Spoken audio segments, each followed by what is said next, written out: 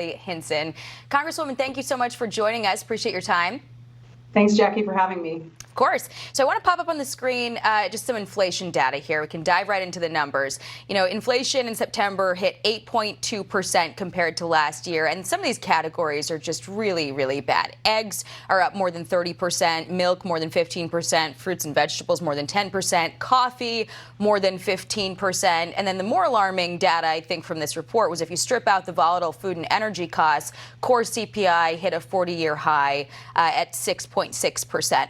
The president has argued that his policies are working, that, you know, money from the infrastructure law got supply chains working, and that some of the other bills they've passed won't take effect until next year. So people really have to just wait to see these prices come down. Taking off your partisan hat for just a moment, is there any truth to that?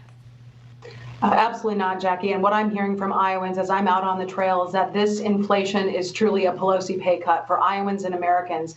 We simply cannot afford another 2 years like the last two. We warned that this excessive spending binge that the Democrats went on in Washington, D.C. would trigger rampant inflation. Did they listen? Absolutely not. Their solution was to tax more and spend more. And look, you can call anything, any bill you want, but the so-called Inflation Reduction Act hires 87,000 new IRS agents. The only way they're going to pay for all of this spending that the Democrats are putting forth is to tax you more and to come after hard-working Americans. So this Biden-Pelosi agenda is simply wrong. That's why I believe this election will be about accountability. This election is about putting a check on the Biden administration, and it's high time that we take their checkbook away. That's what I'm hearing about from Iowans.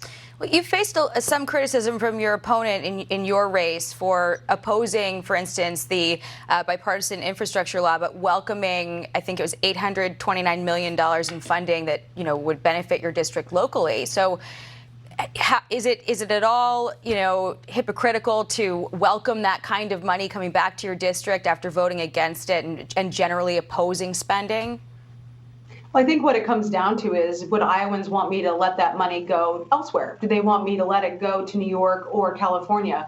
When I looked at that spending, it was triggering rampant inflation already at that point in the year, and the Democrats directly tied that infrastructure bill to, at the time, trillions of dollars in social spending. So I said, hey, I don't think this is the right time to spend this amount of money, but it passed anyway. So my job as Iowa's voice and Iowa's representative is to get as many of those dollars back to Iowa as possible. So that's exactly what I did. I know that the need is there to enhance our lock and dam system on the Mississippi River. So it was a great opportunity for me to work with partners across the river and across the aisle to make sure those funds were coming back to benefit my district. But when you look at the amount of spending that's been happening over the last 22 months, boy, it has put our country on the wrong track. So inflation's out of control. The energy policies, when I'm hearing from farmers who are not only the ultimate environmentalists, but they are the ultimate consumers of energy, right? They're using diesel, they're using fertilizer to help feed and fuel the world. When I'm hearing from them that their input costs are up 300%, and this administration just continues to double down and spend more, that's the D.C. way. D.C. needs to operate a lot more like Iowa, and so that's what I'm trying to bring forth is common sense, targeted investments in my district and around the country. So the president's claim is that if Republicans take back Congress, inflation is going to be worse. I want to play a soundbite for you from Thursday and get your reaction. Take a listen. They want to repeal the Inflation Reduction Act. That means they're going to repeal the $2,000 cap on prescription drugs. Gone. Cap on insulin. Gone. At $35. Savings on health care premiums, average of $400 a person. Gone. Savings on your utility bills. Gone. I covered the White House during the week. I hadn't heard the president say that yet. Do Republicans want to repeal the Inflation Reduction Act? And is it even possible? I mean, you know as well as I do that it was pretty tough to undo Obamacare, for instance. So is that even a practical solution? Well, we're looking for real solutions, not government price fixing schemes, which to me, what the president just said sounds an awful lot like socialism. And what they have done with their spending spree is continue to expand the size and scope of government. Iowans tell me all the time they want to be respected by their government. They want to embrace their freedom, and they want a government that respects that.